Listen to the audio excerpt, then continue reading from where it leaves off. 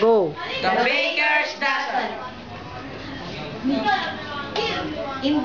In the Dutch colonial town, later known as Ay, bawal Albany, yung ritang mangyari. there lived a baker van Amsterdam who was a honest as he be could. Each morning he checked and balanced his scale, and he took great care to give his customer exactly what they paid for, not more and not less. Van Amsterdam's shop was always busy because people trusted him and because he was a good baker as well. And never was the shop busier than in the days before the December 6th, when the Dutch celebrate St. Nicholas Day. At that time of year, people flocked to the baker's shop to buy his fine St. Nicholas cookies. Made of gingerbread, iced in red and white, they look just like St. Nicholas as the Dutch know him. Tall and thin, with a high red bishop cap and a long red bishop clock. One St. Nicholas Day morning, the baker was just ready for business when the door of his shop flew open. In walked an old woman wrapped in a long black shawl. Have a call for a dozen of real St. Nicholas cookies. Taking a tray, Van Amsterdam counted out 12 cookies. He started to work them, but the woman reached out to stop him. I asked for this dozen. You have given me only 12. Madam, everyone knows that a dozen is 12. But I say a dozen is 30. Give me one more. Van Amsterdam was not a man to bear foolishness. Madam, my customer get exactly what they pay for, not more and not less. Then you keep the cookies. She turned to go, but sharpened at the door. Van Amsterdam, however honest, you may be hurt, you is small and your fight is tight. Fall again, mount again, learn how to count again. Then she was gone. From the day everything went wrong in Van Amsterdam's bakery. His bread rose to ang or not at all. His peas were sure or too sweet. His cakes crumbled or were chewy.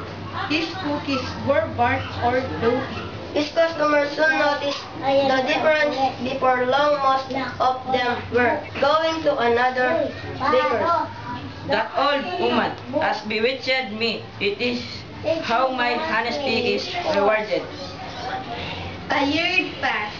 The baker grew poorer and poorer. Since he sold little, he baked little, and his stalls were nearly bare. His just few customers slipped away. Finally, on the day before St. Nicholas Day, not one customer came to Van Amsterdam's shop. At the end, the baker sat alone, sharing and his unsold St. Nicholas cookies. I wish St. Nicholas could help me now. Then he closed his shop and went sadly to bed. That the night, the baker had a dream. He was a boy again, one in crowd of happy children, and the dirt in the midst of them was St. Nicholas himself. The bishop, white horse, stood beside him, his basket filled with gifts. Nicholas pulled out one gift after another and handed them to the children. But Van Amsterdam noticed something strange. No matter how many presents Nicholas passed out, there were always more to give. In fact, the more he took from the basket, the more they seemed to hold. Then Nicholas handed a gift to Van Amsterdam. It was one of the baker's own St. Nicholas cookies. Van Amsterdam looked up to thank him, but it was no longer St. Nicholas standing there. Smiling down at him was the old woman with the long black shawl. Van Amsterdam awoke with a start. One leaf showed through the half-closed shutter as he lay there thinking.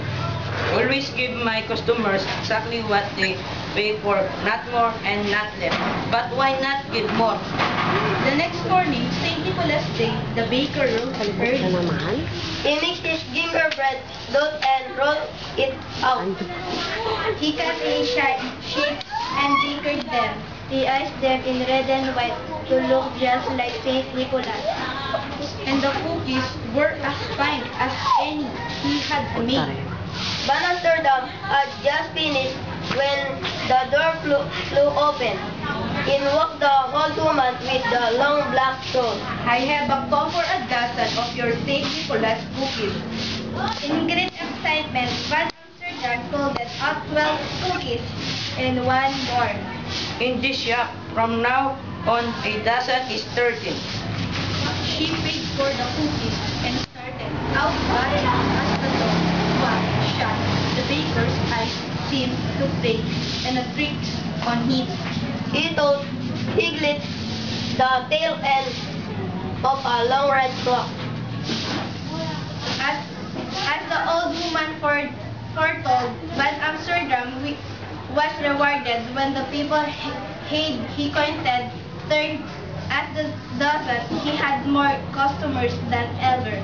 In fact, Van Amsterdam grew so wealthy that the other bakers in town began doing the same.